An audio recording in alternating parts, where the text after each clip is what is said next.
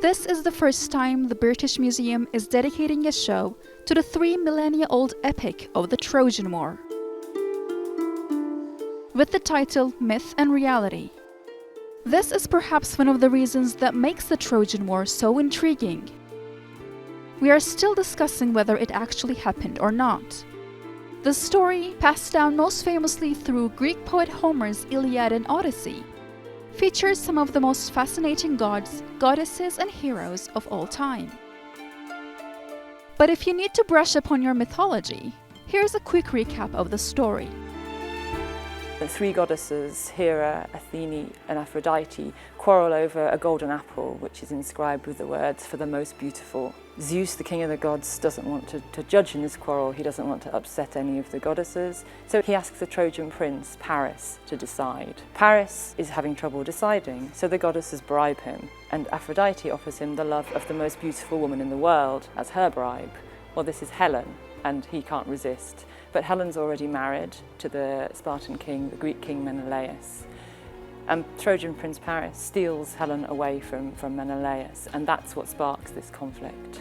The Greek heroes, the Greek kings assemble, they assemble an enormous fleet and they sail across the sea to the Trojan city, to Troy, to try and reclaim Helen for Menelaus. But Troy, of course, is a great and well-fortified city. It's not as easy as they think, and they end up embroiled in this 10-year conflict. That's when the protagonist Achilles enters mortal combat with the Trojan prince Hector. One of the most illustrious of the Greek warriors, Achilles was invincible except for his famous heel. It's the climax of a conflict that leaves the reader without a clear side to root for. It's not clear that there are good and bad sides in the Trojan War. I think that's what makes it a very adaptable archetype. So the Trojans are not the baddies and the Greeks the goodies. Actually, it's sad for both sides. The Greeks win the war, but they've destroyed a very sophisticated city, and they themselves have a difficult time getting home. So there are no winners. In a way, both sides suffer. On display are various artifacts such as ancient pottery, silver vessels, bronze weapons and stone sculptures excavated from the site of Troy, located in the Turkish city of Çanakkale. The man who brought it all to light for the first time, Heinrich Schliemann, is, however, a bit of a controversy. Yes, he was the one to discover the site of Troy, which contributed greatly to the idea that the war was more than just a myth. But he also smuggled all of his findings outside of Turkey. So Heinrich Schliemann was an extraordinarily interesting man, a very controversial character. He worked at Troy with Homer in one hand and a spade in the other. He really wanted to find the Troy of Homer, the Troy of the Trojan War. When he found treasures there, including what he called the treasure of Priam and the jewels of Helen, he behaved really very badly. He stole them away, he smuggled them from the site. The enduring epic has been the subject of many artworks throughout centuries, so the exhibition is not all about archaeology. Cy Twombly's emotional rendering of the vengeance of Achilles, which represents a bloody spear tip and the letter A for Achilles, hangs right next to a 2,500-year-old amphora.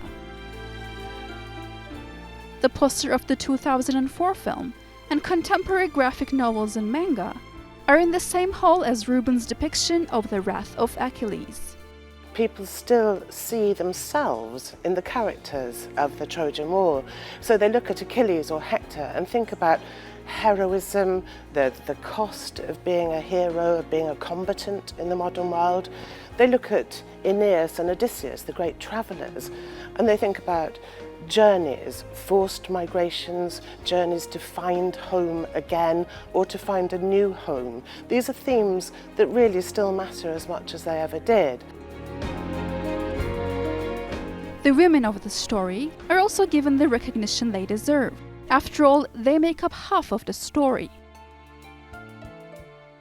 With all of its unique yet universal characters, this ancient tale of adventure, passion, rage and loss is alive and breathing in the halls of the British Museum.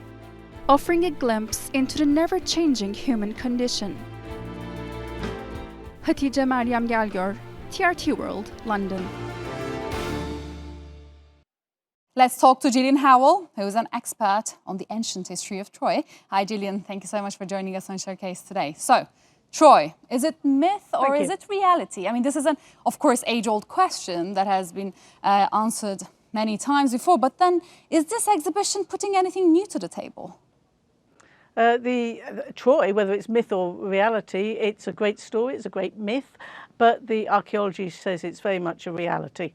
In the last century and more, I think we're saying it's, well, I think most people would agree that there's some reality to it, and perhaps the story's been exaggerated, but there's plenty of archaeology, plenty of artifacts to give us an insight into this brilliant epic.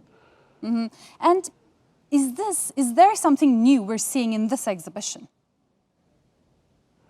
Something new. I think what we're seeing is a bringing together of everything so that we're seeing the big picture.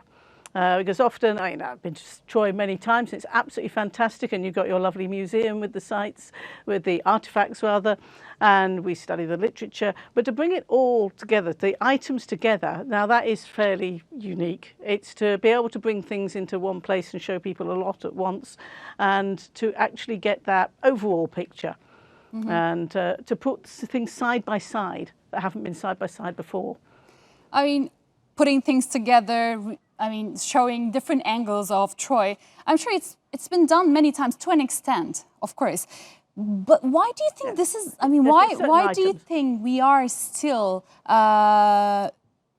interested in the myth and the legend of Troy? Why is it still relevant in 2019? It's an eternal epic. It was beautifully written. If you ever read the text, it's all about humanity, it's about love, it's about loss, it's about war, it's about peace as well. It's about how we respond to things. If you look at the types of stories that we look at forever, even now, it's got so many of them. It's got the love and the lost and all of that. And it speaks to us even now. And there's something about an old legend, an old myth of heroes and times gone by that just keeps speaking to us. So we have films, we have books, and people will come and see the items and go, they might have been living in a different time to us, in a different society, but they were humans just like us. And the millennia just fade away, really. It's a story of humanity, of the kind of people that we can be. So you think it's a timely exhibition? Yes. It's wonderful to have the exhibition and to have a chance for people to come and see, and you've got your nice museum, so if people come to Troy, they will get to see more than they saw in previous years. So it's raising the profile, and well, it's always timely. There's never a time when Troy is irrelevant at all. Mm-hmm. And you mentioned the museum in Turkey. There are some ancient artifacts we are seeing in the British Museum at the moment, but they actually came from Turkey, which has a museum. It would be possible to exhibit them in Turkey. Do you think this is a bit of a problem? I can't speak for the British Museum, but I can see both sides. We all want our own things of our own heritage to be where we can see it and where our local people can see it. But there are both sides. Both sides are passionate, both sides are emotional, and you have to come to the discussion in a controlled kind of way and recognise that certain items, individual items, all have a different provenance, a different story behind them. Some were taken a little dubiously, she says, thinking of Schliemann, and some are taken or acquired more honestly. Some are duplicates, not there's an identical duplicate. But if you put things around the world, then you're raising the profile for the place. And also, if you have, let's hope it doesn't happen many times. It was great to have you on our show. Thank you so much. Thank you.